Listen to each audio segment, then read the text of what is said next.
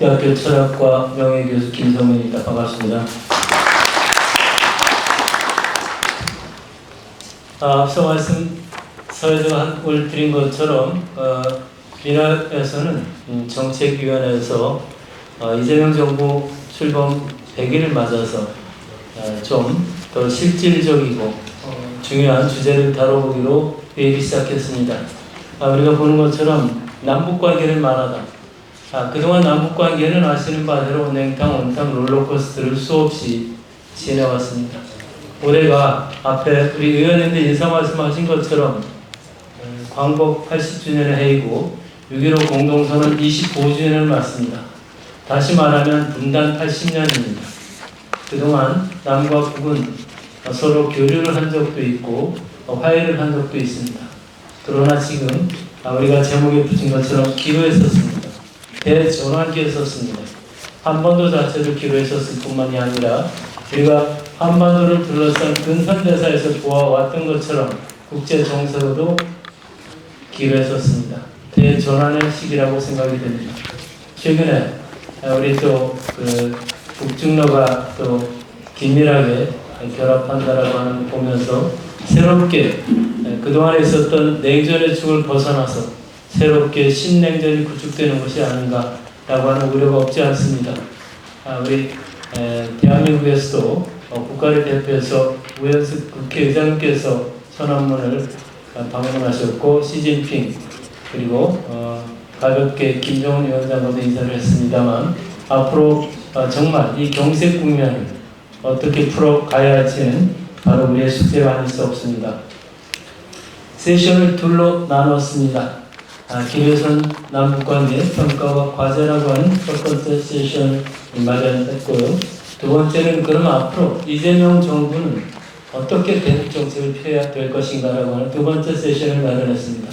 첫 번째 세션은 조금 어떻게 보면 민감합니다. 2023년 12월부터 2023년 1월까지 김정은 위원장과 또 노동당 김여정 부부장을 통해서 이제 남과 북의 관계를 이제 적대적 두 국가라고 표현을 했고 또 공식적인 표현에 있어서도 동족과 민족과 통일이라는 말을 삭제하다라고 공식 선언을 했습니다. 이제까지 선대 김일성 주석과 김정일 위원장이 표현하지 않았던 정말 획기적인 발언이기도 합니다. 그 유언이 어떻게 변할지 알 수 없습니다만 심각한 기회에 섰다라고 생각이 됩니다. 그래서 그런 북한의 적대적 두 국가 선언에 대해서 과연 우리 대한민국은 어떤 입장을 취해야 될지를 한번 우리 첫 번째 세션에서 논해보고자 하는 것이고요. 또한 두 국가론에 있어서 앞에 적대적이라는 말을 우리가 해소해 나가고자 할 때 당연히 이재명 대통령의 말씀처럼 평화를 유지해 나가는 것이 최선이다. 전쟁이라고 하는 것이 없는 것이 최선이다. 그러나 그런 것조차가 논의되지 않는 것이 더 최선이다라고 말씀을 합니다만 과연 이 적대적이라는 말을 해소하는 평화 공존까지는 어떤 의미가 있어 보일지 모르겠습니다만 이 두 국가론에 있어서는 우리가 논의를 해봐야 될 거라고 생각이 됩니다. 91년 말에 노태우 정권 시절에 남북기본 합의서를 통해서 이미 어떻게 보면 두 국가론이 시작되었다고 할 수 있습니다만 지금 최근에 북에서 표현한 적대적 두 국가론과는 거리가 있어 보입니다.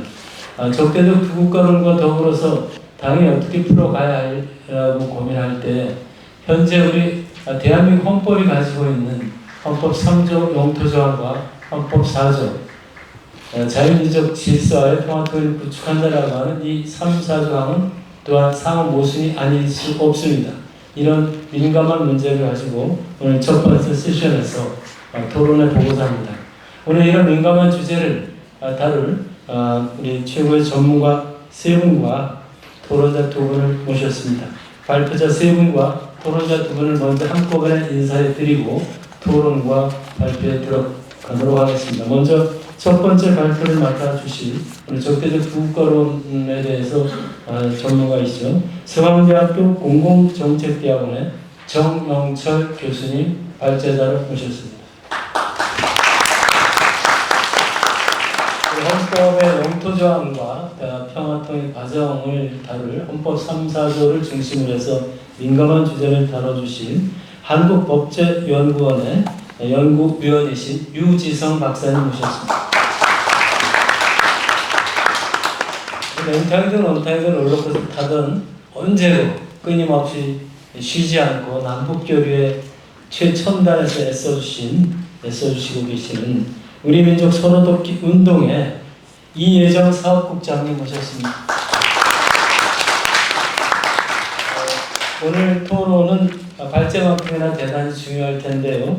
이쪽에 헌법 전문가와 또 현장의 또 최고 활동가 두 분을 모셨습니다. 먼저 김현장 법률사무소의 권은미 변호사님 모셨습니다. 우리가 너무나 잘 아는 활동가이시죠. 남북협력 민간단체 협의회 북민협 사무총장 이주성 총장님 모셨습니다. 저에게 주어진 시간이 100분입니다. 그래서 이 중요한 주제를 100분에 다 담아낼 수 없는 것은 분명하겠습니다만, 그러나 한정된 시간에 다뤄야 할 수밖에 없기 때문에 세 분의 발제자께는 20분 내로 발제를 부탁드리겠고요. 두 분의 토론자께는 세 분의 발제에 대한 주제에 대해서 각각 10분 이내로 토론의 말씀을 부탁드리겠습니다. 첫 번째 발표 정영철 교수님께 부탁드리겠습니다. 여러분 박수로 환영해 주시기 바랍니다. 네, 반갑습니다. 소개받은 서강대학교의 정영철입니다. 먼저 이런 뜻깊은 자리에서 제가 한 자리를 차지할 수 있었던 것에 대해서 대단히 영광스럽고요. 또 무거운 책임감도 느낍니다. 소회를 좀 말씀드리면 제가 이렇게 이런 자리에 나와서 발표해 본 게 한 3년 된 것 같습니다. 정권이 바뀌니까 좋긴 좋은 것 같습니다. 과거 한 3년 동안에는 이런 자리를 갖는 것도 참 힘들었는데 드디어 이런 자리를 가지면서 여러 사람들의 발표와 토론과 이런 것들을 통해서 지혜를 같이 모아보는 자리가 정말로 소중함을 느낍니다. 제가 오늘 발표드릴 내용은 북한의 적대적 두 국가론 선언과 남북관계의 관계성 변화라고 하는 겁니다. 여러분 다 아시다시피 적대적 두 국가론은 이미 2023년 말에 북한의 김정은 위원장이 전격적으로 선언을 합니다. 그리고 이것들이 한국 사회에 대단히 많은 혼란과 당황스러움과 여러 가지 의견들을 불러일으키고 있습니다. 반면에 이에 대한 우리 사회의 반응은 한편으로는 굉장히 혼란스럽고 당황스러워하지만 또 다른 한편으로는 이에 대해서 아직까지는 적절한 대책들을 찾지는 못하고 있는 것으로 보입니다. 그런 점에서 지금이라도 북한의 적대적 두 국가론 선언 이후 우리 사회가 앞으로 어떻게 이에 대해서 대응해 나갈 것인지, 그리고 현 시대에 대해서 어떻게 우리가 스스로를 규정할 것인지, 이런 것부터 차분하게 생각을 해봐야 될 것 같습니다. 제가 이 수업을 하면 학생들한테 꼭 하는 질문이 하나 있습니다. 그 중에 하나가 우리나라에서 제일 높은 산은 무엇일까요? 이렇게 물어봅니다. 무슨 정답이 있는 건 아니죠. 그러면 조금 차이가 있습니다. 과거에는 한 10년 전에는 학생들 중에 상당수가 백두산이라고 대답을 합니다. 근데 요즘에 학생들한테 질문을 해보면 백두산이라고 손을 드는 학생이 몇 명 안 됩니다. 반면에 한라산이라고 손을 드는 학생이 상대적으로 많아졌죠. 맞냐 틀리냐의 문제가 아니라 지금의 학생 세대 혹은 우리가 젊은 세대라고 하는 이 친구들이 생각하는 우리나라의 범위라고 하는 것이 말 그대로 우리가 이야기하는 대한민국의 범위로 좁혀져 있다라고 하는 것이죠. 이거는 무슨 잘했다 잘못했다 이렇게 이야기할 수 있는 게 아니죠. 이거 자체가 현실의 반응, 그러니까 현실을 반영하고 있는 것이죠. 마찬가지로 적대적 두 국가론이라고 이야기했을 때 북한이 하나의 국가입니까 아닙니까 이렇게 질문을 하면 이제는 대부분의 학생들이 북한도 하나의 국가라고 이야기를 합니다. 물론 굉장히 혐오감을 담아서 북한이라고 하는 대상을 생각하기는 하지만 엄연하게 국가라고 이야기를 합니다. 이런 것들이 우리 사회 내에서는 세대 간의 통일 문제라든지 혹은 남북 관계에 있어서의 차이를 드러내는 것이고, 그렇기 때문에 남북 관계라고 하는 것에 접근하는 것이 대단히 복잡하고 어려운 이런 문제가 됩니다. 아마 이런 것들도 북한이 적대적 두 국가론을 이야기하면서 반영되지 않았을까라고 생각을 합니다. 이에 관해서 우리 사회 인식은 어떡하냐라고 하는 걸 살펴보면 저는 이제 개인적으로 91년 체제라고 이야기를 합니다만 91년도에 기본합의서에서 남북관계를 특수한 관계로서 남북관계 이렇게 규정을 하죠. 즉 나라와 나라 사이의 관계가 아닌 통일을 지향하는 과정에서 잠정적으로 형성되는 특수한 관계라고 이야기를 합니다. 이제 여기에 두 가지 측면이 있습니다. 한편으로는 국제법적으로 국가의 관계이지만 우리 사회에서는 이게 민족 내부의 관계인 것이죠. 개인적인 경험을 말씀드리면 이게 민족 내부의 관계다 보니까 과거 한참 평양을 여러 차례 왔다 갔다 할 때 불편한 점이 한두 가지가 아닙니다. 공항에 가면 면세점을 이용할 수가 없어요. 국경을 넘어가는 게 아니니까. 그래서 실제로 공항까지 갔는데 면세점 이용하지 못하고 그냥 가는 적도 있고 그렇습니다. 이게 전부 다 91년도에 우리가 기본합의서에서 규정한 남북 특수관계론이라고 하는 것 때문에 발생한 문제입니다. 우리는 아직까지도 이런 91년도의 기본합의서 체제 속에서 생각하고 있고 이것들이 대단히 익숙한 것이죠. 그리고 현재 북한이 적대적 두 국가론을 선언하고 그에 따른 여러 가지 조치를 취하고 있음에도 불구하고 우리의 생각들은 여전히 91년 체제 속에서 혹은 91년 체제가 만들어 놓은 울타리 속에서 현재 문제를 풀어나가고자 하는 것이 아닌가 이런 생각을 합니다. 우리 역시도 과감하게 91년 체제를 벗어나서 새롭게 남북관계 판을 짜야 되는 그런 시대가 아닌가 생각을 합니다. 그런 점에서 저는 과거의 연속이 아니라 현재 남북관계를 살펴볼 때 새로운 미래를 위한 패러다임의 전환이 아주 과감하게 요청되고 있고 그걸 저는 남북관계 3.0 시대를 준비해야 되는 그런 시점에 있다라고 생각을 합니다. 두 번째로 그러면 왜 북한은 적대적 두 국가론을 선언했을까? 이미 많은 학자들이 이러저러하게 분석을 하고 있습니다. 저도 간단하게 요약만 하자면 크게 세 가지를 이야기할 수 있을 것 같습니다. 첫 번째로 북한이 바라보는 국제관계에 대한 인식이 변화했다라고 하는 것이죠. 북한은 이미 2018년 이전부터 2018년 정도부터 현재 국제 질서를 신냉전 그리고 다극화의 시대라고 이야기를 하기 시작합니다. 그러니까 쉽게 말하면 과거에 미국 중심의 탈냉전 시대로부터 변화하고 있다라고 하는 것이죠. 이게 북한의 국가 간 국제관계 전략에서는 여러 가지 변화들을 발생을 시킵니다. 과거의 북한은 어찌됐든 간에 큰 틀에서 보자면 미국과의 협상을 통해서 정상국가화를 시도합니다. 그런데 신냉전 시대로 규정하고 다극화 시대가 됐다라고 선언을 하면서 이제는 미국과의 협상을 통해서 정상국가화 하기보다는 이 다극화 시대의 일원으로서 전략국가로서 자신을 정상국가화 시키려고 하고 있다라고 하는 것이죠. 아마 그걸 보여준 가장 상징적인 장면 중에 하나가 엊그저께 보여줬던 중국 전승절에서의 북중러 3개 정상이 이 천안문 막내에 섰던 모습이 아닌가 생각이 됩니다. 두 번째로는 남북관계에 대한 인식의 변화가 있었다라고 생각을 합니다. 북한이 과거 탈냉전 시대 미국과의 협상을 통해서 정상국가화를 시도했던 마지막 시도가 2018년, 2019년의 대격변이 아니었는가 생각을 합니다.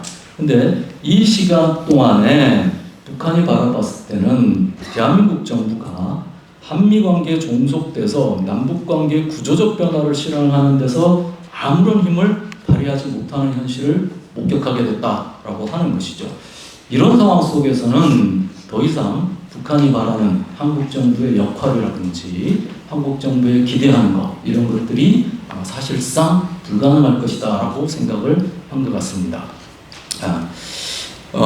그래서 당장 북한도 이런 상황 속에서 미국과의 협상 그리고 한국 정부의 어떤 기대 이런 것들을 접고 당장의 통일보다는 당장의 자신들이 요구하는 경제 발전 그리고 한반도에서 두 국가로의 정립을 통한 북한 지역에서의 국가성의 강화라고 하는 것을 선택한 것이 아닌가 생각이 됩니다. 중요한 것은 이런 남원의 태도가 결국에는 진보 보수를 가리지 않고 흡수통일, 제도 통일을 목적으로 하고 있다라고 하는 것들을 머릿속에 새겨두고 있는 것으로 보입니다. 특히 이제 이 문제는 우리나라 헌법하고도 굉장히 관계가 큰 것이죠. 그래서 이런 것에 대한 우리 사회를 한번 되돌아볼 필요가 있겠다라고 생각이 듭니다. 세 번째로는 북한 내부의 변화입니다. 많은 사람들이 이야기를 했듯이 90년대를 경과하면서 북한 내부에서도 상당한 사회적 문화적 가치의 변화가 진행이 됐습니다. 우리가 흔히 말하는 시장화, 정보화 등에 따라서 북한 사회 내부에 변화가 있었고, 이것 이외에도 김정은 시대에 접어들면서 최우선의 목표로서 경제 발전, 그리고 국가를 중심에 두는 안정과 번영이라고 하는 것을 최우선의 가치로 설정하고 있는 것이죠. 이걸 보여주는 가장 극적인 표현들이 역시 북한에서 나온 우리 국가 제일주의가 아닌가 생각이 듭니다. 동시에 북한 역시 우리가 흔히 지금 MZ세대라고 이야기를 하듯이 북한 역시 새로운 세대의 등장으로 인해서 사회적인 변화의 내적 요구가 강해지고 있는 것으로 보입니다. 이 북한 내에서의 새로운 세대도 민족에 대한 감수성이 감소하고 또 통일에 대한 필요성이 약화되고 있고, 그렇지만 한편으로는 북한이라고 하는 조선민주주의인민공화국이라고 하는 국가를 중심으로 하는 새로운 국가 건설의 지향이 더욱 높아지고 있는 상황이라고 보여집니다. 결국은 1990년대를 거치면서 북한의 새 세대 역시 핸드폰으로 무장을 하고 있고 외부의 다양한 문화적인 것들에 노출되어 있는 상태입니다. 이런 상황에서 북한 역시 민족보다는 국가 혹은 문화 혹은 문화의 향수 등에 더 많은 관심을 가지고 있고, 이걸 보여줬던 것이 김정은 초기에 등장했던 모란봉 악당이라고 하는 것이 아니겠는가 이렇게 생각을 합니다. 결국 이러한 국제관계에 대한 변화와 인식, 그리고 남북관계 현실과 새로운 선택, 또 북한 내부의 변화 등이 종합되어서 적대적 두 국가론으로 최종 귀결된 것으로 보입니다. 그러면 이걸 둘러싸고 우리 사회 내부에서도 몇 가지 해석들이 조금 차이가 있는 것 같아 보입니다. 첫 번째로 북한의 적대적 두 국가론이라고 하는 것이 나왔을 때 가장 먼저 제기되었던 것이 우리나라 학자는 아닙니다만 오스트리아에 있는 루디거 프랑크라고 하는 사람이 동서독하고 비교를 합니다. 아시다시피 과거 동서독 분단의 시대에 동독은 독일 민족은 사회주의 동독민족과 자본주의 서독민족으로 이제 서로 다른 독일 민족이 있다라고 선언을 합니다. 이것이 결국은 민족 문제 관련해서 서독이 패권을, 그러니까 헤게모니를 장악하는 결정적인 계기였다라고 평가를 하게 되고, 결과론적으로 민족 문제가 불거졌을 때 동독이 서독에 대해서 열세 있을 수밖에 없다라고 평가를 하는 것이죠. 이렇게 주장하는 하나의 해석이 있는 것 같습니다. 그런데 북한의 이번 선언이 과연 동서독의 길인가? 라고 하는 데 대해서 저는 여러 가지로 의심이 듭니다. 왜냐하면 동서독은 두 개의 민족, 두 개의 국가로 선언을 한 이후에도 오히려 70년대 초에 동서독이 유엔에 가입을 하게 되고 두 개 국가로 서로 상호간의 체제를 인정했음에도 불구하고 오히려 이 시기를 기점으로 해서 동서독 간의 교류와 협력은 폭발적으로 늘어납니다. 그리고 이러한 끊임없는 교류와 협력이 결국 80년대 말 90년대 초에 와서 동서독 통일의 밑거름이 됩니다. 이렇게 본다면 지금 현재 두 개 국가론으로 선언을 하고 남북 간의 초보적인 교류와 협력까지도 완전히 단절되어 있는 한국하고 동서독을 비교하기에는 여러 가지로 어려움이 있다고 생각이 듭니다. 두 번째 해석은 과거 60년대, 70년대 박정희의 길로 해석을 하기도 합니다. 60년대, 70년대 박정희의 길은 소위 말해서 민족을 외치지만 남북 간의 교류와 협력은 뒷전에 두고 우선적인 경제 발전 혹은 소위 말해서 이제 남쪽의 경제 개발이라고 하는 것에 최상의 가치를 두는 것이죠. 그래서 60년대 우리가 흔히 박정희 시절을 선건설 후통일 시기, 70년대를 선평화 후통일 시기라고 이야기를 합니다. 이것처럼 북한도 소위 말해서 민족을 이야기하긴 하지만 당면의 과제인 경제 발전을 위해서 남북 관계는 일단 유보해 두는 이런 길이 아니겠느냐라고 해석을 하기도 합니다. 그럼에도 불구하고 이 동서독의 길과 박정희의 길을 우리가 종합적으로 살펴보면 현재로서는 어떤 길이 지금의 상황에 부합한 것인지에 대해서는 약간씩 애매함이 있습니다. 왜냐하면 식냉전의 개념적 적합성을 제외하더라도 과연 지금을 식냉전의 시대로 규정해야 하는지는 여전히 모호합니다. 그리고 70년대가 남한이 경제적으로 북한 경제를 추월하고 있었던 시점인 것이고 남북한 모두에게 민족적 가치가 우선되었다라고 하는 시기입니다. 따라서 지금의 상황을 70년대하고 기계적으로 비교하기는 어려운 상황입니다. 따라서 우리로서는 이러한 역사적 교훈과 함께 현재 우리를 둘러싸고 있는 현실에 더욱 민감해야 하고 또 남북한이 서로에 대해서 어떤 시각을 가지고 있는 데 대해서 더욱 과학적인 태도를 취해야만 지금의 상황들을 제대로 해석하고 슬기롭게 극복해 나갈 수 있지 않을까 생각을 합니다. 적대적 두국가 선언 이후에 북한의 입장은 현재까지 아주 일관적입니다. 김여정이 나와서 어제도 그 조선중앙통신에 나와서 이야기를 했었죠.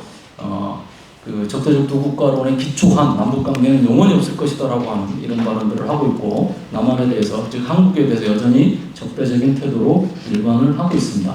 반면 우리가 조금 희망을 가지고 살펴볼 수 있는 지점이 있긴 있습니다. 북한이 민족을 이야기할 때도 남북관계를 이야기할 때는 동족이라고 하는 개념을 사용합니다. 즉 개념적으로 민족과 동족 우리로서는 별로 구분되지 않은 유사한 개념이긴 하지만 북한이 지금까지 말했던 것들을 쭉 비교 분석을 해보면 남북관계에 대해서는 일관되게 동족관계가 아니다 이렇게 주장을 합니다. 반면 해외동포나 조총련이나 총련이나 이런 것들을 언급할 때는 민족당론을 동원을 하고 있고 총련에서는 여전히 우리 민족 제일주의라고 하는 당론도 사용을 하고 있습니다. 앞으로 총련이 어떻게 변해 갈지는 우리가 좀 지켜봐야 되겠지만 이렇게 본다면 현재 북한의 입장은 남북을 별개 민족이다라고까지는 아직 선언하지 않고 있는 것이죠. 다만 남북의 관계를 과거 91년 체제에서 이야기했던 동족관계 기반에서 두 개 국가이면서 동시에 민족 내부 관계라고 이야기했던 것은 철회했다라고 보여집니다. 그래서 현재까지는 동족관계로서의 남북관계를 부정하고 있는 것이 아닌가라는 생각이 듭니다. 반면에 그 적대적 두국가론에서 우리가 주목해서 봐야 될 건 대부분이 적대적 두국가 선언이 나왔을 때 많은 사람들이 이 두 개 국가 혹은 같은 민족이냐 아니냐라고 하는 것에 주목을 합니다. 물론 이것도 필요한 것이기도 합니다. 그렇지만 자칫하면 이거는 굉장히 시간 낭비만 하는 이런 논쟁에 빠질 수가 있습니다. 제가 봤을 때 적대적 두국가론의 핵심 요소 중에 하나는 적대성이라고 하는 겁니다. 두 개 국가가 한반도에 있는 두 개가 국가가 완전한 교전 상태에 있다라고 하는 것이 적대적 두국가론에서 주장하는 핵심 내용 중에 하나입니다. 즉 적대성이라고 하는 것이죠. 그래서 우리로서는 현재와 같은 이런 남북 간의 적대성을 어떻게 완화시킬 것인지 혹은 적대성을 평화적 관계로 어떻게 전환시킬 것인지 라고 하는 것이 대단히 중요하다라고 하는 것이죠. 사실상은 적대성의 핵심 근거는 여전히 정전협정이 평화협정으로 바뀌지 않고 있다라고 하는 것이죠. 그래서 이 문제에 대해서 우리가 제대로 천착을 해봐야 되지 않을까라는 생각입니다.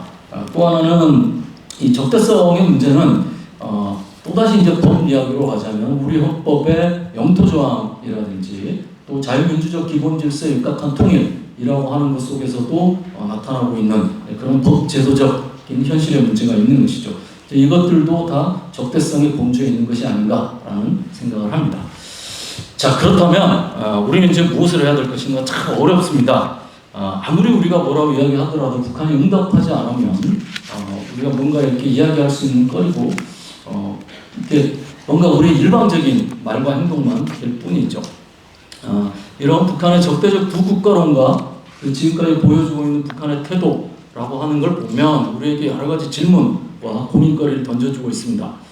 먼저 장기적인 관점에서 통일에 대한 새로운 개념 및 정책을 어떻게 만들어낼 것이다 라고 하는 겁니다. 지금까지 우리가 생각하는 통일의 개념과 정책이라고 하는 것은 아주 심각하게 뒤돌아봐야 되는 것이죠. 두 번째로는 현재 우리의 통일 방안을 어떻게 할 것인가. 우리의 통일 방안은 89년도에 만들어진 한민족 공동체 통일 방안이고 94년도에 재천명된 민족 공동체 통일 방안입니다. 우리는 여전히 이 통일 방안의 울타리 속에 있는 겁니다. 이 통일 방안 어떻게 할 것이냐.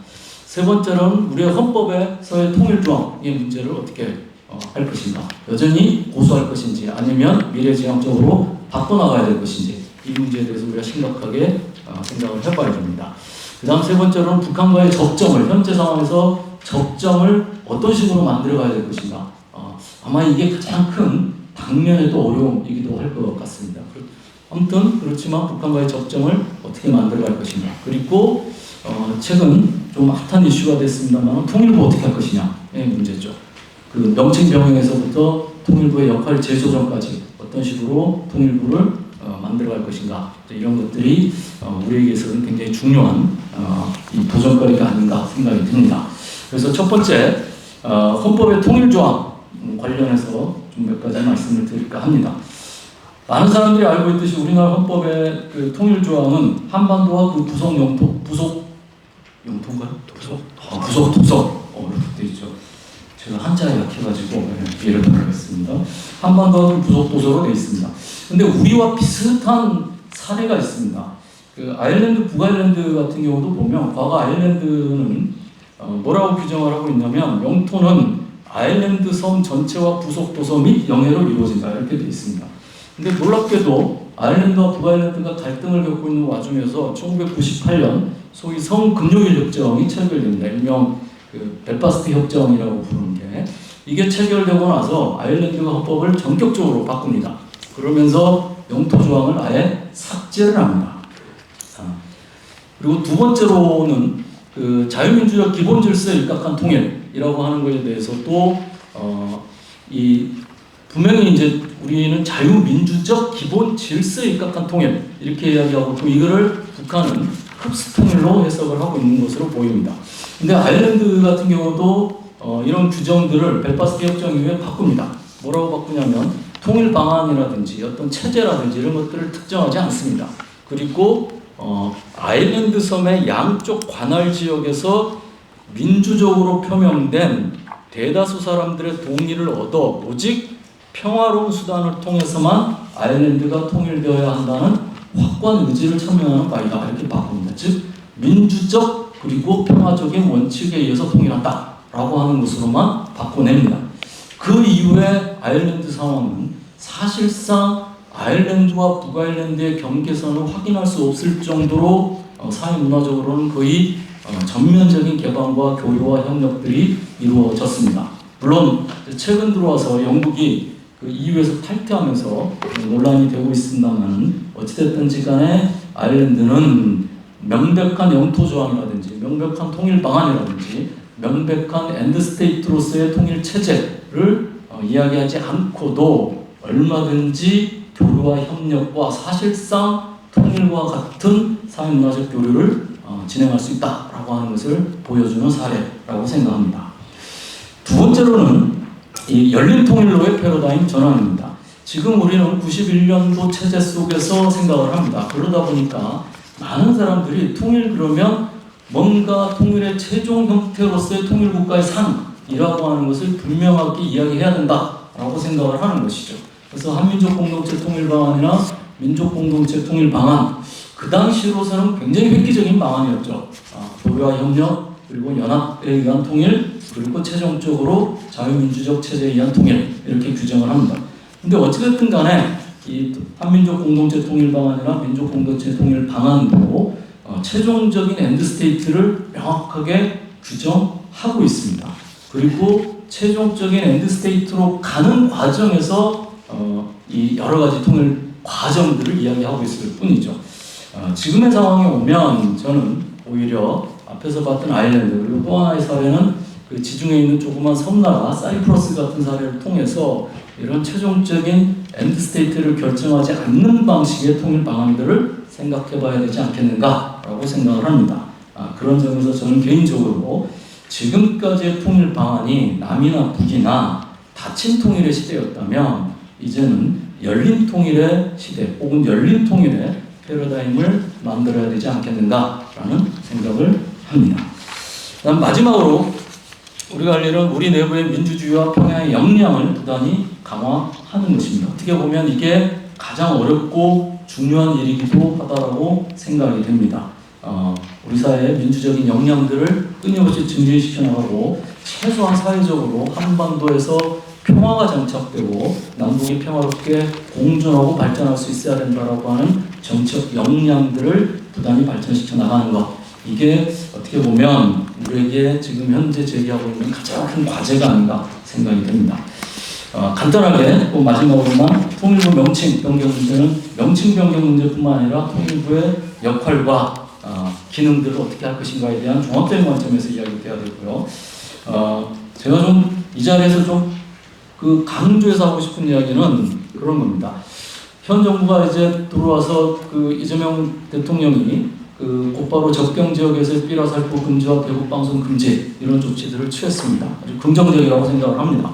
그리고 8.15 기념사에서도 세 가지 이야기를 했습니다. 아주 긍정적이라고 생각을 합니다. 그리고 여기에다가 선제적이고 단계적으로 뭔가 조치를 취해야 된다라고 이야기를 했습니다. 정말 우리가 먼저 선제적이고 단계적으로 이런 조치를 취해야 할 거라고 생각합니다. 다만 이것이 정치적 선언이 아니라 법 제도적 개선이라고 하는 것으로 선제적이고 단계적인 조치로 이어져야 할 것이라고 생각이 됩니다. 즉 가시적인 법적 제도적 우리 사회의 구조적 변화를 일으키는 이런 실천 행위로 넘어가야 되지 않을까라는 생각이 들고 그야말로 마지막으로 아까도 여러분들이 말씀을 하셨는데 현재 정부가 나서서 남북관계의 접점을 찾는 거 굉장히 어렵습니다. 북한이 아예 상대도 안 하겠다라고 했고요. 이럴 때일수록 시민사회와 시민단체의 역할이 대단히 중요하지 않나 생각이 듭니다.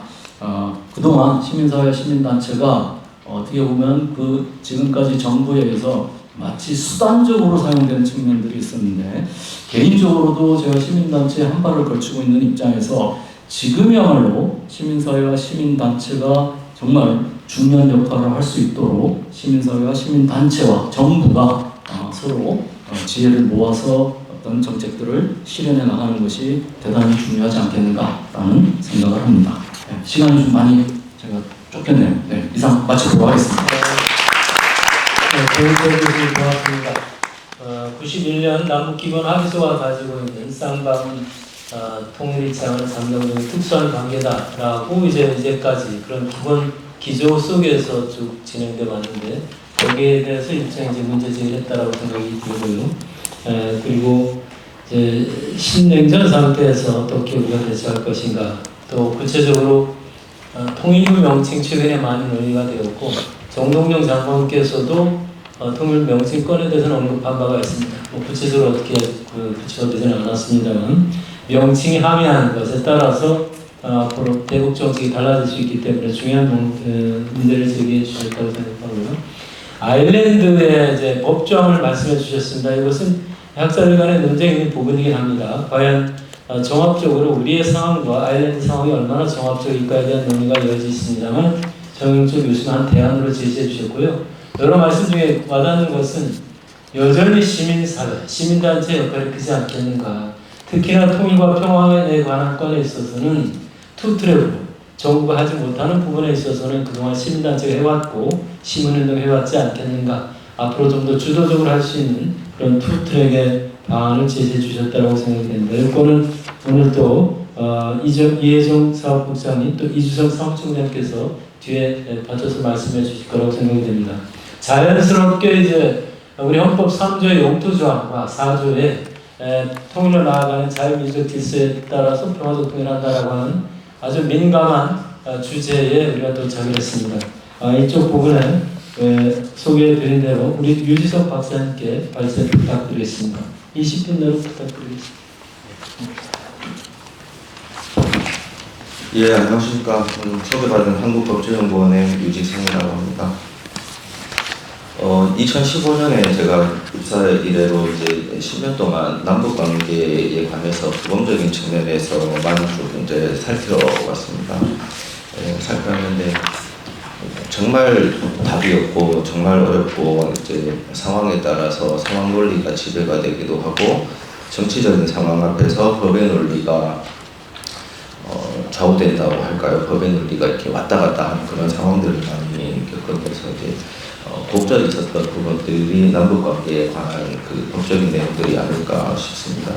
이제 앞에 정명철 교수님께서 이 두 국가론이 제기된 배경에 대해서 말씀을 어느 정도 주셨기 때문에 저하고 이제 그 분석한 내용들이 조금 차이가 있기는 합니다만 말씀해 주셨던 내용들은 좀 시간 관계상 생략하도록 하고 이국가론에 대해서 이제 우리 남북 관계를 규율하고 있는 헌법, 그 다음에 북한 헌법은 어떻게 되어 있는지, 그리고 남한의 그 법률과 그동안 체결된 남북 합의서에 대해서는 어떤 관계로 규정되어 있는지, 그 다음에 국제적으로는 어떻게 봐야 될 것인지 하는 문제들을 좀 종합적으로 살펴보도록 하겠습니다. 제가 이제 법학을 하지만 이제 전공 헌법인 관계로 헌법 중심으로 바라보았고, 이게 국가로 볼 수 있는지 없는지 하는 부분도, 국가 대 국가의 관계냐 아니냐 하는 부분들은 국제법의 영역도 같이 겹쳐지고 있는 부분이 있어서 제가 이제 국제법에 대한 충분한 검토를 하지는 못했다는 말씀을 드리면서요.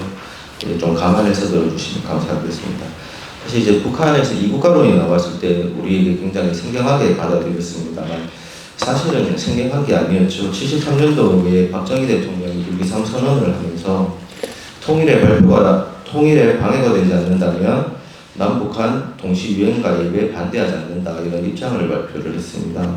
잘 아시다시피 유엔에 가입할 수 있는 것은 국가여야 됩니다. 국가를 가입 자격으로 하는 것이기 때문에 유엔에 가입하는 것을 두겠다, 그것을 허용하겠다, 이런 입장은 북한의 국가성을 인정하겠다는 이야기입니다.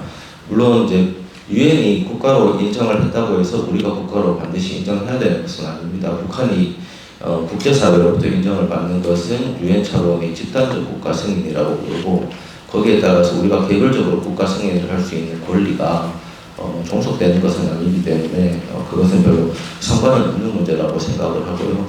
결론에 대한 문제이기도 합니다만 이제 북한의 국가성에 대해서는 우리가 인정할 수 있지 않을까 생각을 합니다. 그러나 국가성을 인정한다는 말은 국가로서의 성질을 가지고 있다는 것을 인정하는 것이지, 그렇다고 해서 바로 우리가 국가다, 우리가 국가라고 인정하는 것은 외국의 관계로 설정한다는 이야기인데 그것은 좀 다른 문제이지 않느냐, 좀 구별해서 살펴봐야 될 필요가 있지 않을까 생각을 합니다. 뭐 어쨌든 이제 북한의 유엔에 가입을 우리 동시 가입을 91년에 했고요. 그래서 국제적으로는 두 국가 관계가 되어 있는데 우리 헌법상으로는 영토조약 때문에 북한에 대해서 국가성을 인정을 하지 않는다는 해석이 조금 더 많은 것 같고, 그 해석에 대해서 이제 조금씩 변화가 있기도 했습니다만 국가로 볼 수 있다는 이야기는 하지 않습니다. 북한에 대해서 우리 판례는 대법원이나 헌법재판소가 전부 다 이중적 지위를 인정합니다. 반국가 단체이면서 대화와 협력의 동반자라고 하는 두 가지를 동시에 가지고 있다고 이야기를 하고 있기 때문에 이 두 가지의 어느 것에 의하더라도 국가로 인정한다라는 말로 치환하기는 좀처럼 쉽지가 않다 하는 생각이 좀 듭니다. 예. 그것이 이제 제가 서론 부분에 좀 장황하게 썼던 내용들에 해당하는 부분들이고요. 우리가 이제 아까 말씀드렸듯이 91년에 체결한 남북기본합의서, 이것이 역대 남북 간에 체결된 합의서 258건 있습니다만 그 중에서 가장 중요하고 법적 문서로서의 형식과 절차와 이런 것들을 다 갖춘 것들이 기본 합의서의 중요성을 가지는 것인데, 이 기본 합의서가 특수관계라고 합의를 했습니다. 특수관계라는 것이 남북 간의 관계가 국가 대 국가의 관계이냐 일국가 내의 관계이냐라고 했을 때 어느 것 하나로도 명확하게 해소되지 않기 때문에 특수관계라고 이야기를 한다고 생각을 합니다. 통일을 지향하는 과정에서 잠정적으로 형성되는 관계, 그렇기 때문에 경우에 따라서는 국가 대 국가의 관계로 봐야 되고 경우에 따라서는 민족 내부의 관계로 봐야 된다는 것이죠. 교류협력을 하는 경우에는 외국하고 다른 절차로 진행이 되는 겁니다. 그다음에 북한 주민에 대한 법적 주의 문제, 특히 북한 이탈 주민이 북한을 이탈하는 순간 제3국을 경유했을 때 우리 정부에 보호 신청을 하면 보호를 해줘야 됩니다. 이런 것들이 이제 영토조약에서 나타나는 건데, 외국이라고 하면은 내정 간섭, 인권 문제 빼고는 내정 간섭 문제가 되기 때문에 북한에 대해서 우리가 이야기할 수 있는 부분에 한계가 생길 수밖에 없는 것입니다. 어쨌든 이 특수관계에 남북한이 합의를 해서 지금까지 30년 이상 유지를 해오고 있고, 이 특수관계에 대한 내용은 남북간의 관계를 규율하는 지금 근간을 이루고 있는 법이 남북관계 발전에 관한 법률 3조에 규정이 되어 있어서 국내법에 다 수용이 되어 있습니다. 그리고 이 특수관계에 터져서 남북교류협력법에도 민족 내부의 거래다고 하는 부분들이 규정이 되어 있는 것이고요.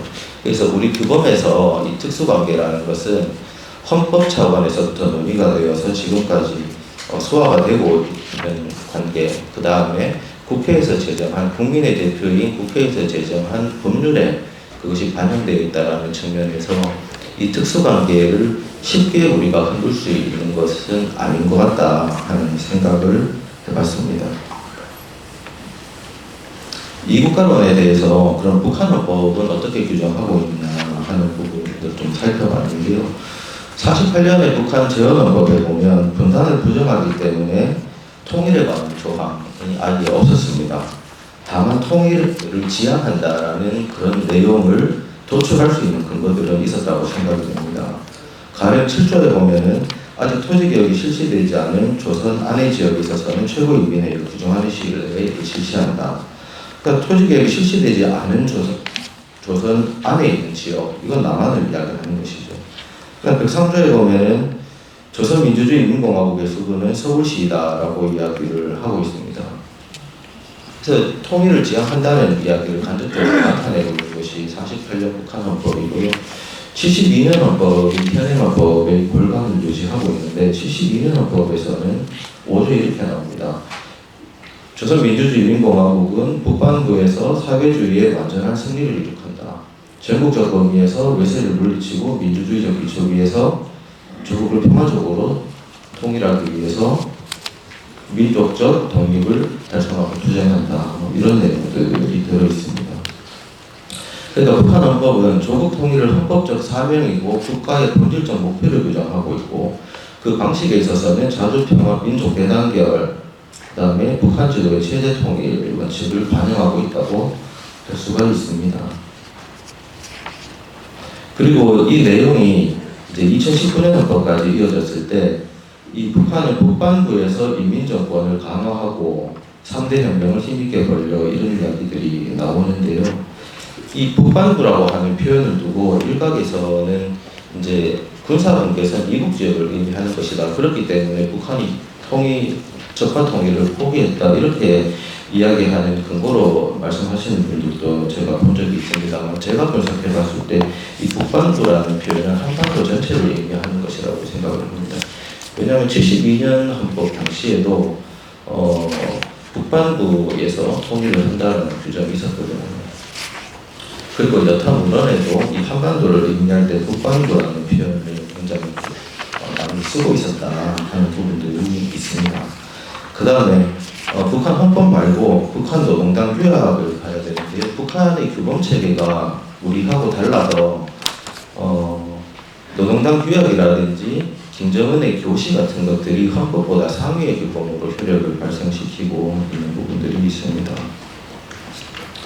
2016년에 열린 7차 당대회에서 노동당 규약을 보면 전국적 범위에서 민족해방, 민주주의 혁명 과업을 수행한다. 그 다음에 남조선 인민들의 투쟁을 적극적으로 지지 성원해서 우리 민족끼리 힘을 합쳐서 자주 평화통일, 민족 대단결의 원칙에서 조국 통일한다. 이렇게 규정을 하고 있는데요. 이것은 이제 당 규범 차원에서 민족과 통일을 강조한 것이라는 평가가 가능하지 않을까 싶은 생각이 들었습니다. 그리고 2021년에 열린 8차 당대회에서도 전국적 범위에서 민족 해방, 민주주의 혁명 과업 수행이라는 문구가 전국적 범위에서 사회의 자주적이며 민주주의적인 발전 실현으로 목적을 변경하고 통일에 대해서는 남조선 인민들의 투쟁, 우리 민족끼리 힘을 합쳐 평화통일 이런 부분들을 좀 변경을 했습니다. 강력한 국방력을 근원적 군사적 위협 국방력으로 근원적 군사적 위협을 제압한다. 또 조국의 평화 통일을 앞당긴다. 이렇게 바꿨습니다. 이제 남조선 혁명 같은 이런 직설적인 용어랑 우리 민족끼리라는 용어를 완화시키고 국방력과 군사적 위협을 제압한다는 프레임을 이 대남 파트의 전면에 내세우게 된 변화이기 때문에 이것은 이때부터 이미 그 남북 관계에 대해서는 상당한 어떤 전환을 생각하고 있었던 것이 아니냐 싶은 생각을 해봤습니다.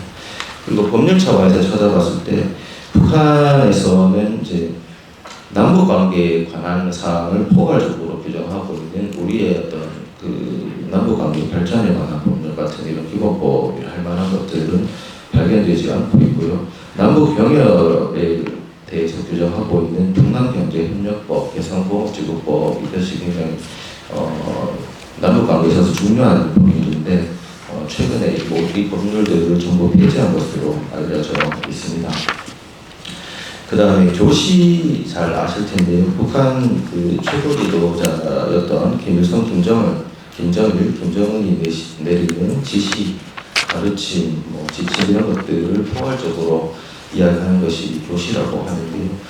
실질적인 효력은 헌법이나 당규약보다 상위의 기본으로 인식이 되고 있습니다.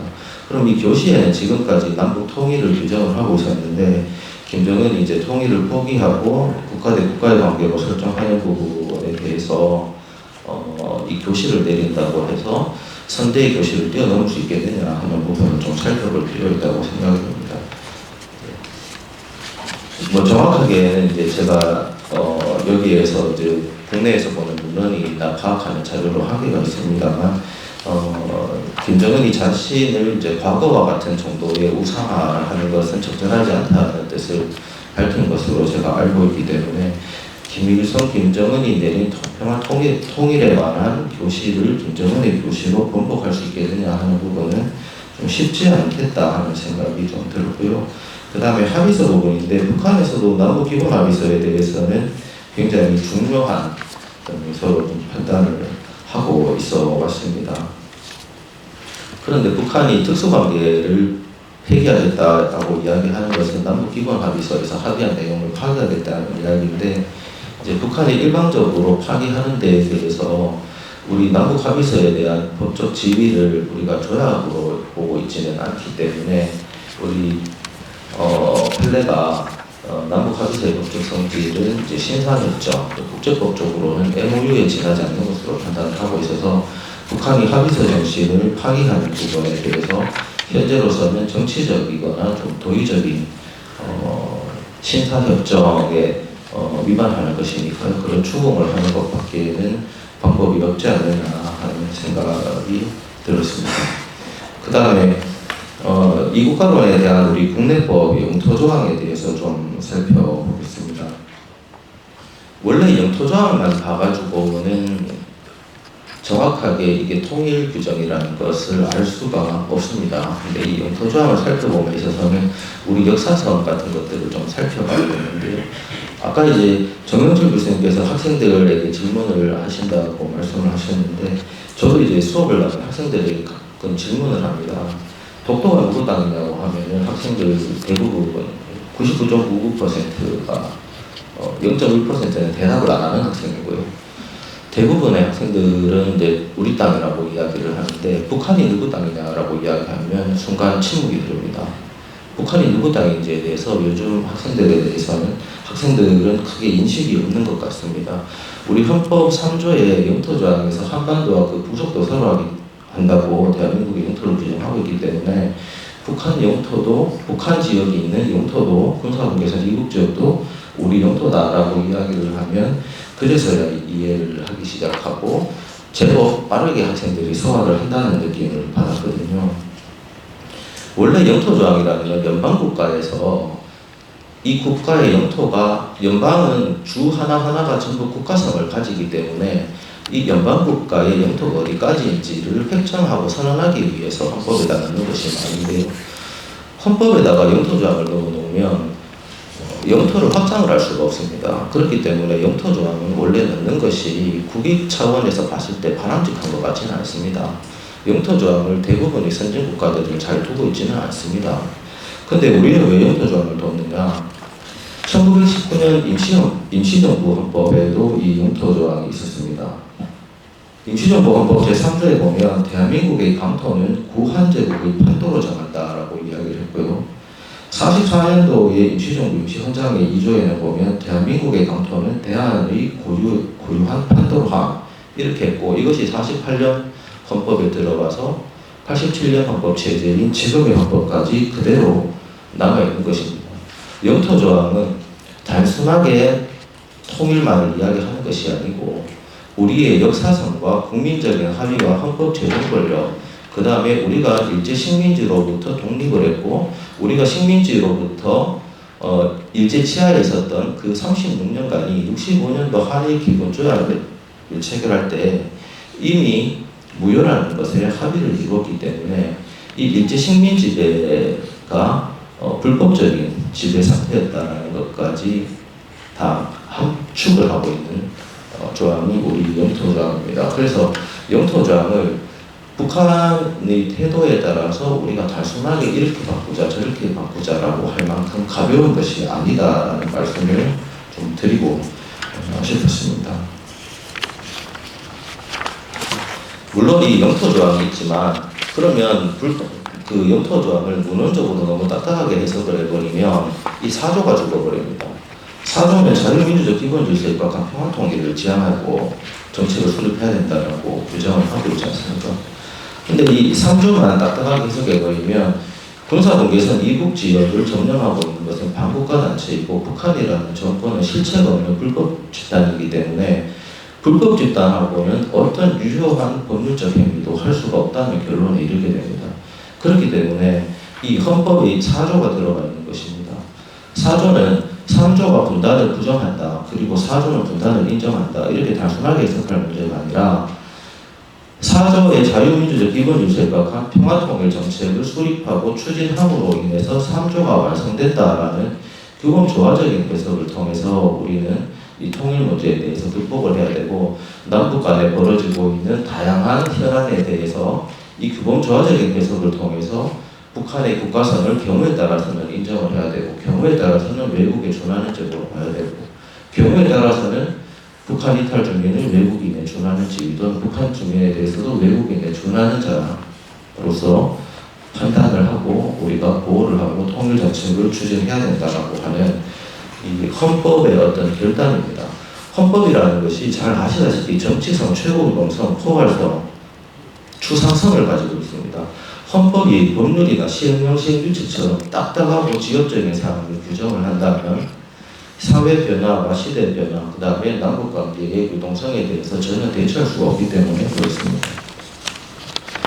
그 외에 우리 헌법에 나타나 있는 전문하고 나머지 조항들을 볼 수 있습니다. 우리 헌법에서 통일조항이 얼마나 중요한 조항인지 보통 헌법학을 연구하시는 분들도 잘 생각을 하지 않습니다. 우리 통일에 관한 조항은요, 헌법 전문에도 나타나 있고요. 헌법 전문에 이렇게 되어 있습니다. 3.1운동으로 건립된 대한민국 임시정부의 법통, 전국의 민주개혁과 평화통일의 사명, 평화적 통일의 사명이라고 헌법 전문에 이야기하고 있습니다. 헌법 전문에 나타난 내용들 그대로 헌법을 해석하고 관련된 정책을 수립하고 지향해야 됩니다. 이 헌법 전문의 통일에 관한 사항이 나타나 있고요. 국가의 3요소라고 이야기하는 국민과 영토와 주권에 관한 사항들, 1조가 대한민국의 주권이고 2조가 국민에 관한 사항이고 3조 영토조항이고 4조가 평화통일조항입니다. 그만큼 국가를 나타내는 3대 요소 다음에 바로 통일을 이야기할 만큼 통일의 규범력은 센 것이다. 그리고 66조 3항에 보면 대통령의 의무로서 평화적 통일의 의무를 규정을 하고 있고요. 69조에는 취임 선서로도 평화통일의 의무를 이야기하고 있고, 92조는 잘 아시는 민주평화통일 자문회의를 규정을 하고 있습니다. 민주평통이 단순하게 민주평통으로 어떤 조직을 갖추기 위한 법적 근거로서 여기 가지고 있는 것이 아니라 민주적 정당성을 획득하라는 의미입니다. 통일 정책에 있어서. 지금 이제 이재명 정부에서 사회적 합의를 이루려고 통일 정책을 있어서 그 그를 통해서 민주적 정당성을 부여하려고 하는 일련의 정책 절차들은 굉장히 바람직하고 헌법에 부합하는 방향이라고 저는 생각을 합니다. 민주평통의 규정이 그 시발점에 있는 것이라고 해석을 할 수가 있고요. 국내 법률에서도 서두에 말씀드렸다시피 남북관계발전법, 교류협력법, 협력기금법, 통일교육지원법 등등에서 통일부 소관법률 13개를 가지고 있습니다. 여기에 전부 평화적 통일을 가지고 이야기를 하고 있거든요. 그러면 이 남북관계는 결과적으로 그냥 분단국가 이렇게밖에 설명을 할 수가 없습니다. 상호간에 국가성을 부정을 하고 자신만의 정통성을 내세우면서 재통일을 지향하는 관계입니다. 이 분단국가로서의 속성을 인정하기 위해서 3조와 4조의 기본조화적을 해서 그 다음에 전문가 여타 헌법조항을 통해서 평화라는 기치를 앞세워서 평화적 공존, 통일을 포기하지 않는 상태에서 남북한이 평화적인 공존관계를 이룰 수 있다. 절대로 통일 사명을 포기하는 그런 전제 위에서 남북관계를 두 국가로 설정을 해서는 안 된다는 것이 헌법적 사명이라고 생각을 하고요.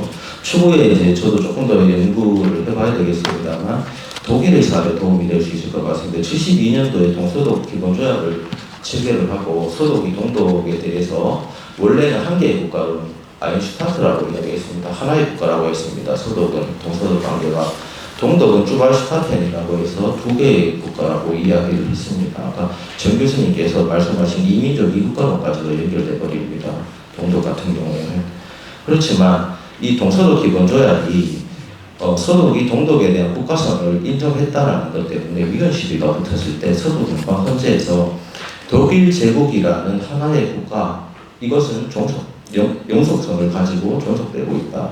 그 안에 동독과 서독이라는 부분 국가가 있다. 그렇게 이야기해서 동서독 간의 국가성을 인정합니다. 그렇지만 외국과의 관계에 있어서 서독이 동독을 국가로 인정하는 것은 아니다. 이렇게 이야기를 합니다. 참 이상하죠. 윤리 같은 학자는 이 내용을, 이 판례를 보면서 소화되지 않는 개념의 죽이라고 비판도 합니다. 그렇지만 분단국가의 특수성이라는 측면에 기인해 볼 때 남북관계도 이렇게 보는 것이 맞지 않는가 싶습니다.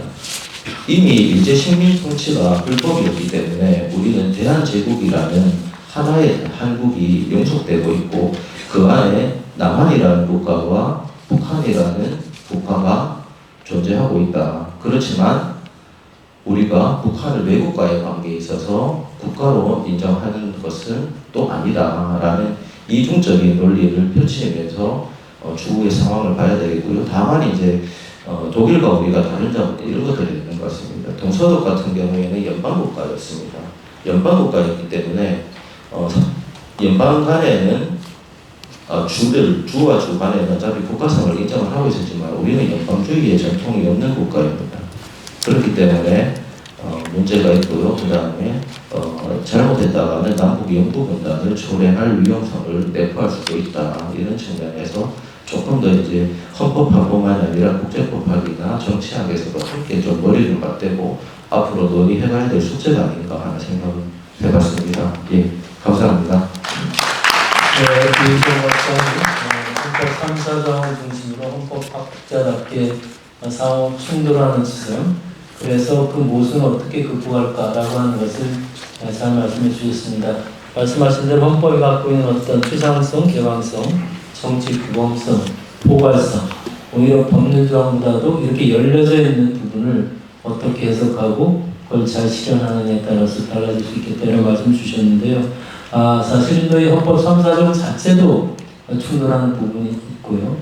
또 지금 독일의 사례를 비춰서 말씀해 주셨습니다만 독일이 갖고 있는 또 그럴거저럴 또 다른 또 측면도 있고 상당히 그 논의해야 될 부분이 많을 것 같습니다.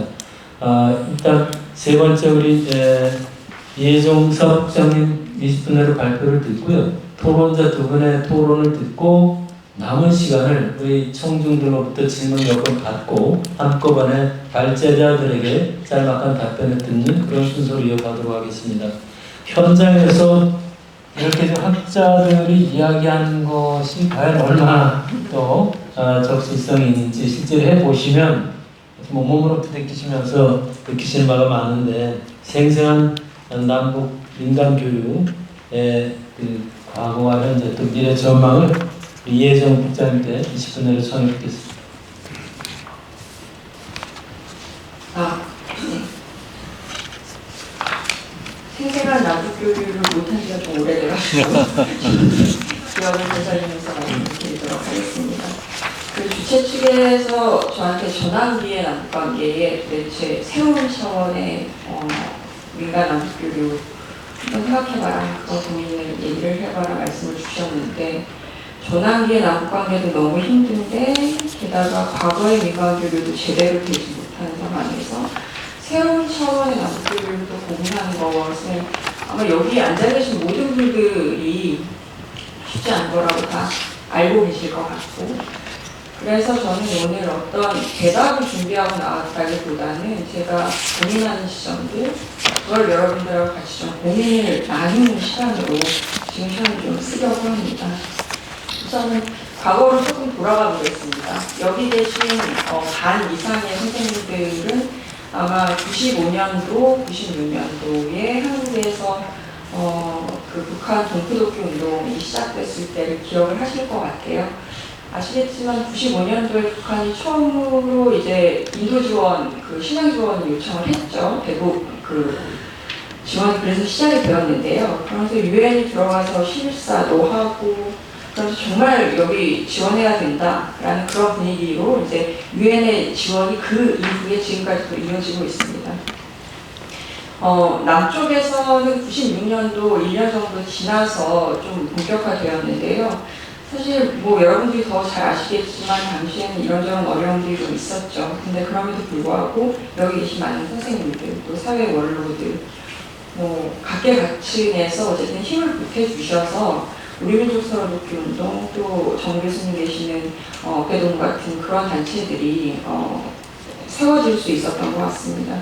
결과적으로 생각해보면 좀 아이러니기는 한데, 북한이 가장 어려웠던 시점, 그 위기가 남북이 화해할 수 있는 좀 약간 문을 여는 그런 기회가 됐던 것 같습니다.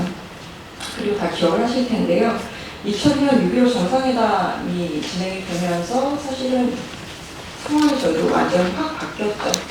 그래서 저희가 처음에는 뭐 딱 단일성으로 한번 배 띄우고, 그리고 뭐 벌프로 식량 들어가고 이런 걸로 끝났다고 한다면 2000년 이후에는 훨씬 더 다양한 사업들이 진행이 됐습니다. 그래서 저희 대북지원 파트 같은 경우에는 뭐 병원, 뭐 협동농장, 뭐 양육장, 다양한 사업장 중심으로 좀 그 중장기 사업들이 진행이 되기 시작했고, 그리고 여기 민화협이 가장 많이 하셨던 일들이 사회문화 교류인데, 직능별로 뭐 여러 가지 뭐 굉장히 다양한 뭐 6.15 행사도 있었고 8.15 행사도 있었고 대규모 행사뿐만 아니라 작은 그런 사회문화 교류들도 2000년대에 꾸준히 진행이 되었었습니다. 그런 성과가 분명히 있었다고 생각합니다. 우선은 대북지원 파트에서는 북한 주민들의 인도적 상황이 분명히 어느 정도는 저희가 조금은 나아지는 데 도움을 주었다고 생각해요. 물론 그들의 전체 인도적인 그런 상황을 좀 해소하기에는 저희 한 1조 1천억 원 이 정도 되는 것 같더라고요. 지금까지 95년부터 이제 민간 지원을 했던 게. 근데 이게 우리 ODA 1년에 들어가는 거 생각하면은 뭐 택도 없이 작은 금액입니다, 사실. 근데 그럼에도 불구하고 당시부터 저희 민간단체들이 취약계층들에 대한 그런 지원들을 많이 해왔잖아요. 결국에는 그들의 인도적 상황을 개선하는 데는 일정 부분 기여를 했다고 생각을 합니다. 또 한 가지는 이게 점점 개발 지원성 사업들로 가면서 외부에 있는 새로운 기술들, 새로운 뭐 아주 첨단의 그들이 들어보지 못했던 그런 방식들을 저희가 전달하는 역할들을 했습니다. 저는 이것이 당장 그들이 무엇을 그걸 활용할 수는 없다고 해도 자기들 스스로 좀 발전의 길을 모색하는 데 일정 부분 도움을 주었다고 생각을 해요. 하지만 이런 지원의 성과보다 그 이면의 성과들이 저는 더 있었다고 생각을 합니다. 우선은 민간이 그 전까지만 해도 남북관계의 행위자가 아니었었죠, 솔직히. 그 남북 당국이 행위자였지 민간은 그전까지 목소리를 내지 못하는 존재들이었습니다. 그런데 저희가 이 민간 교류를 시작하고 그런 훨씬 활성화되고 하면서 이제는 여기 앉아 계신 분들도 다 하나씩 자기의 자리를 잡고 계시는 게 이 남북관계에 대해서 목소리를 낼 수 있는, 민간이 목소리를 낼 수 있는 그런 상황이 되었다는 것입니다. 또 한 가지는 가장 중요한 그 성과일 것 같은데요. 우리가 직접 북쪽 사람들을 보면서 또 북쪽 사람들은 남쪽 사람들을 보면서 서로 이 사람들도 인간이구나 라고 인간화의 과정이 있었다라고 봅니다. 돌이켜보면은 여기 많이 선배님들은 기억을 하실 텐데요. 2000년대 왔다 갔다 많이 하시고 한 10년 정도의 그 기간 동안은 사람들이 물론 이런저런 논란도 있었죠. 퍼주기 논란도 있고 뭐 이랬죠. 근데 그럼에도 불구하고 남북교류라고 하는 것들을 굉장히 가깝게 느꼈어요. 그 얘기는 북에 대해서 이런저런 다른 생각들이 있을 수 있었지만 북이 사실 우리 근처에 가깝게 있었다는 것입니다. 저는 민간의 남북교류가 그렇게 북과 남을 어떤 방식으로든지 가깝게 만드는데 일조를 했다고 생각합니다. 근데 분명히 한계는 있었습니다. 가장 큰 한계는 아무리 우리가 민간의 독립성을 얘기하고 자율성을 얘기해도 어쩔 수 없이 당국 간의 관계에 종속될 수밖에 없는 그런 부분들이 있었다는 건데요.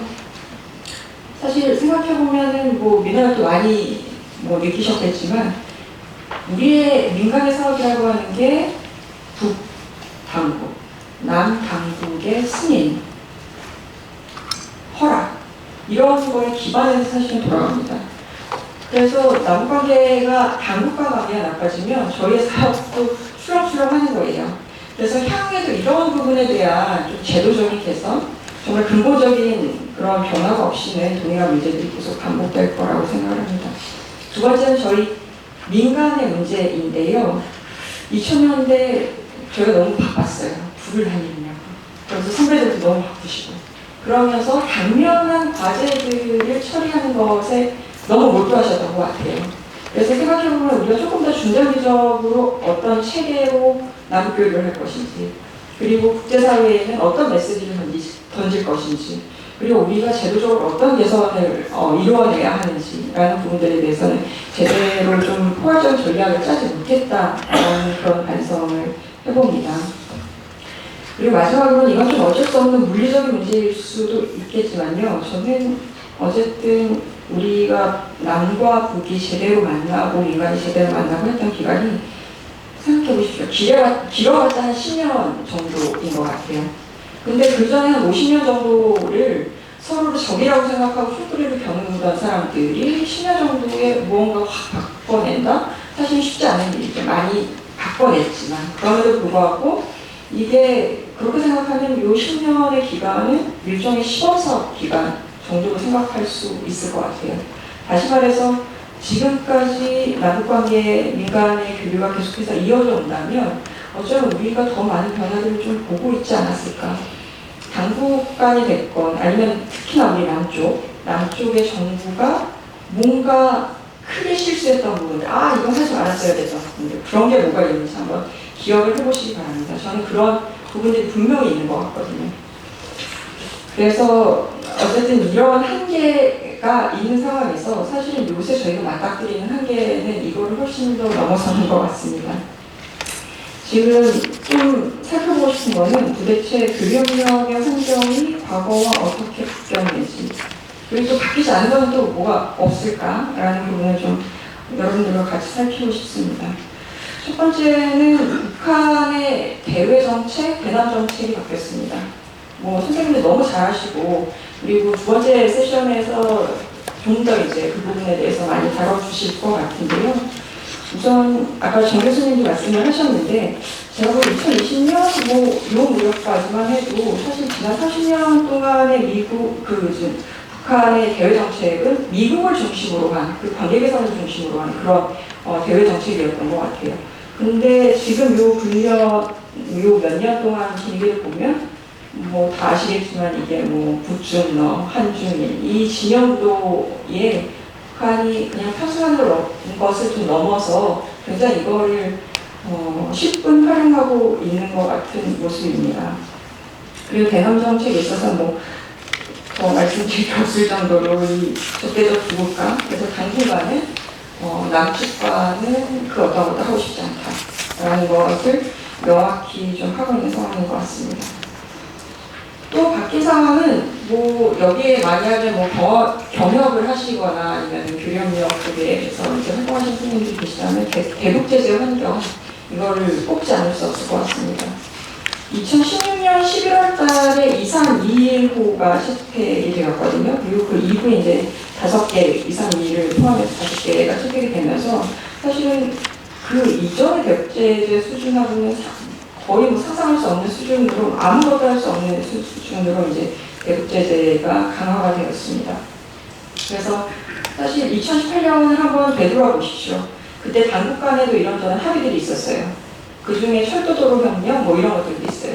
그래서 다시 제가 이제 잠깐 개성에 있을 일이 있어서 개성에 있었는데 그때 12월 26일이었나요? 남쪽에서 북쪽에서 다 내려와서 그 철도도로 협력 약간 이제 시작하는 그런 식도 크게 하고 근데 거기에서 끝이었습니다. 더 이상 진전시킬 수 없었어요. 이유는 딱 한 가지입니다. 대북 제재 때문이었고 그 상황을 북은 다 알고 있었습니다. 근데 그 상황이 지금 바뀌었나요? 전혀 바뀌지 않았죠. 사실 저희 같은 인도 지원을 하는 단체들은 유엔 대북 제재 면제를 받는 그런 절차들을 받죠. 그리고 지금 그거를 저희도 하고 있는데 문제는 2019년에 저희가 대북 제재 면제를 받았는데 그 이후에 남건이 안 풀렸잖아요. 저희가 계속 연장만 하고 있어요. 1년, 또 1년. 언젠가는 우리가 이물자를 보낼 수 있겠지. 근데 대부분의 단체들이 지금 이런 상황입니다. 그래서 저는 이 대북 제재 환경에 대해서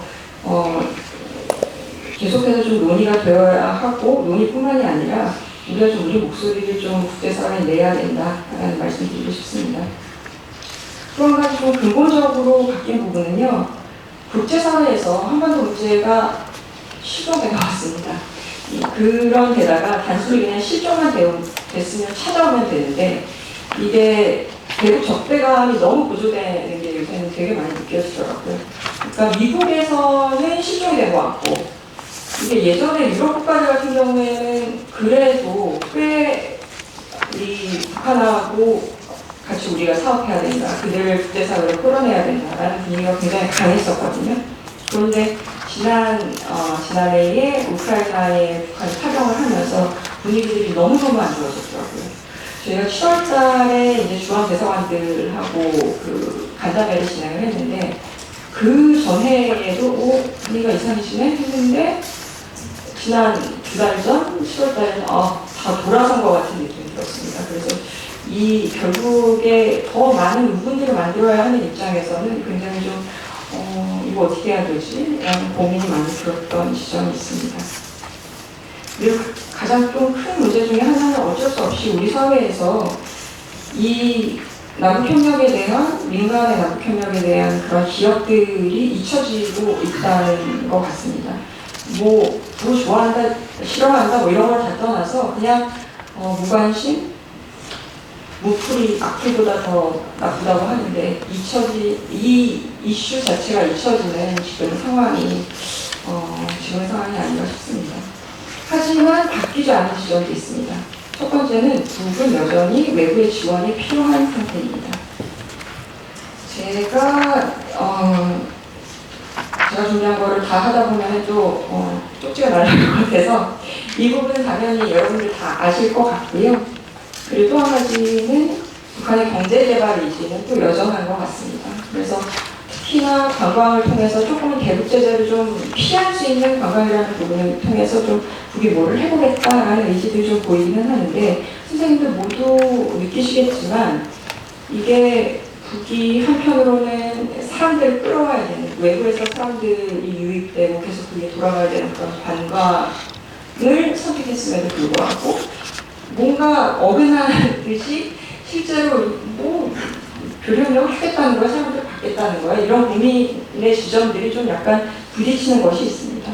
하지만 그럼에도 불구하고 북한의 경제개발 의지는 여전히 있고 그래서 저는 여전히 중장기적으로는 또 외부의 협력을 생각하고 있다라는 말씀을 드리고 싶습니다. 국제 대북지원 기관들의 상황을 짧게만 살펴볼게요. 결국에 이들의 발걸음이 아마 우리가 좀 따라가게 되는 그런 형국이 될 수 있을 것 같아서요.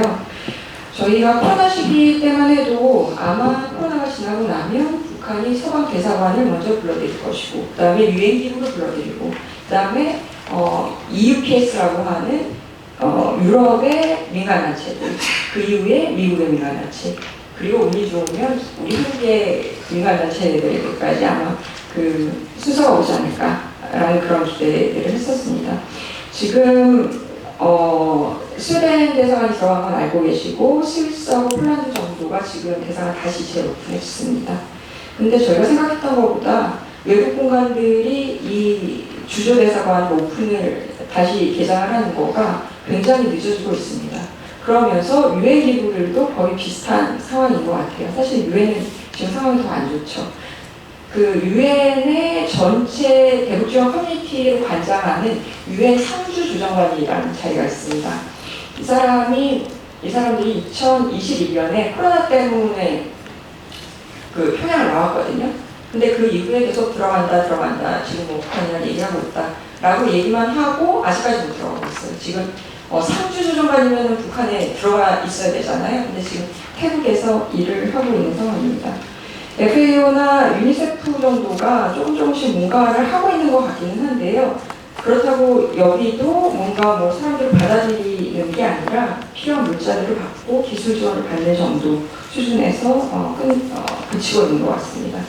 유럽과 미국 NGO의 상황들은 더 나쁘고요. 특히나 유럽 같은 경우에는 조금 있으면 한두 군데가 우리는 북한 사업 접겠다라는 얘기를 할 것 같은 그런 분위기가 좀 있어요. 그리고 미국은 이게 양쪽으로부터 조금 고초를 당하는 것 같습니다. 그래서 북한도 별로 도와주지 않는 것 같고 미국 정부도 그 라이센스를 받아야 되거든요. 근데 이 라이센스를 제대로 주지 않으면서 대북 지원 사업이 굉장히 어려운 그런 형국에 있습니다. 그래서 한 단체는 제가 소식을 최근에 좀 접했는데 한 2020년부터 북한에 그 지원을 하려고 중국에 이제 물자를 쌓아놓고 있었어요. 근데 여기가 이게 도저히 뭐 들어갈 기미가 보이지 않으니까 이거를 제3국으로 돌려서 그쪽을 지원했다라는 얘기를 하더라고요.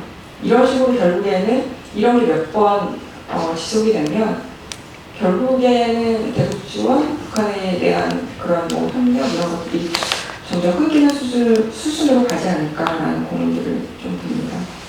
그러면 그게 내심이 뭐냐? 저는 여러 가지 상충되는 시그널들이 있는 것 같아요.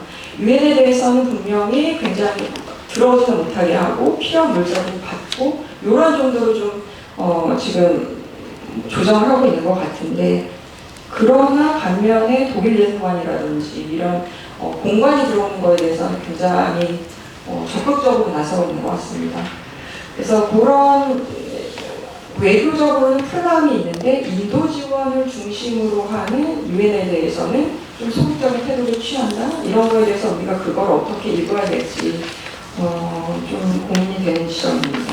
남측하고의 교류 협력은 아까 말씀드린 대로 지금 뭐 당장으로서는 이건 조금 생각하지 않고 있는 것 같은데요. 한번 생각해 볼 지점은 사실 김정은 위원장이 2012년에 정권을 잡으면서 그 이후에 김 위원장의 뇌리 속에 기억될 만한 민간 남북 협력이 있었을까요? 하나 있었죠. 개성공단이 있었습니다. 근데 그거를 남측의 손으로 잘랐습니다. 그러니까 굉장히 의미 있게 기억할 만한 민간 교류협력의 기억이 없다는 거예요. 그 전에 김정은 위원장 같은 경우는 좀 상황이 다를 수 있었겠는데 어쨌든 지금으로서 상황이 그렇습니다. 근데 그럼에도 불구하고 저는 북한이 VNR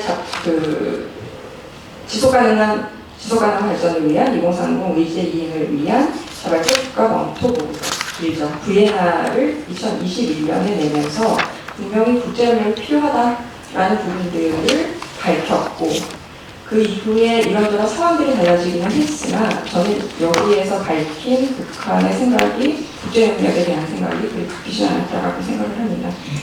저는 전환기 남북관계에서 그러면은 우리의 방향성, 우리의 목표가 바뀌어야 되냐? 저는 그렇게 생각하지는 않습니다. 민간 남북교류 협력의 목표는 여전히 접촉 협력을 통해서 상호의 이해와 화해를 도모한다. 여기에서 바뀌진 않았다고 생각합니다. 그리고 여전히 그게 의미가 있고요. 근데 문제는 어떻게 하면 교류 협력을 추진할 수 있을까? 그리고 이런저런 불확실성들이 있는데 그것들을 우리가 어떻게 헤쳐나갈까 하는 지점들일 것 같습니다. 몇 가지 우리가 당장 시작할 수 있는 것들, 그런 것들을 좀 보고 제 발표를 마치도록 하겠습니다. 가장 중요한 거는 아까 정영태 교수님도 말씀을 해주셨는데요. 북한과의 접점을 만들기입니다.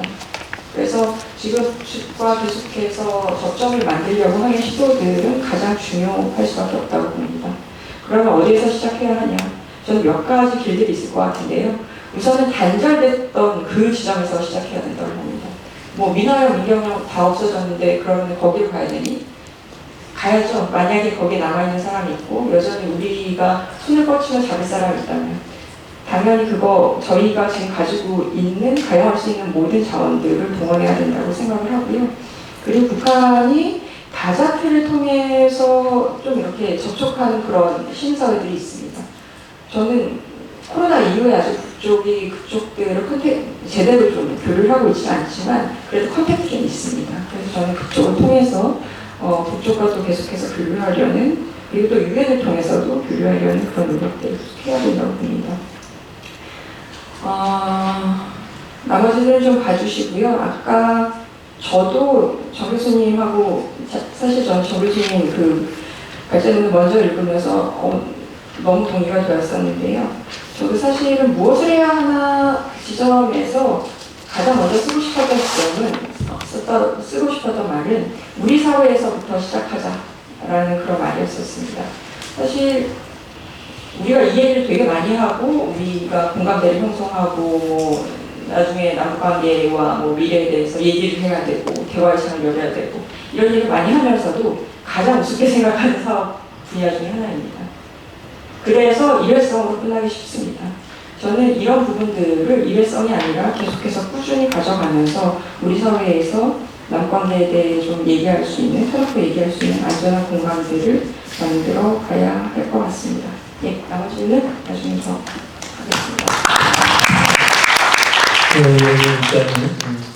감사합니다. 몸으로 부대끼시면서 느끼는 부분을 많이 말씀해 주셨는데요.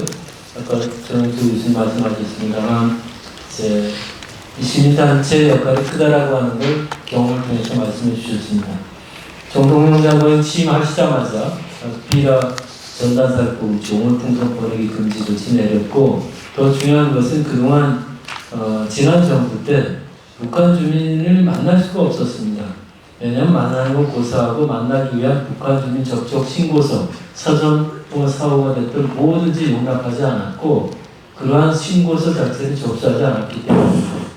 통일부 장관께서 취임하자마자 일성으로 풀었습니다.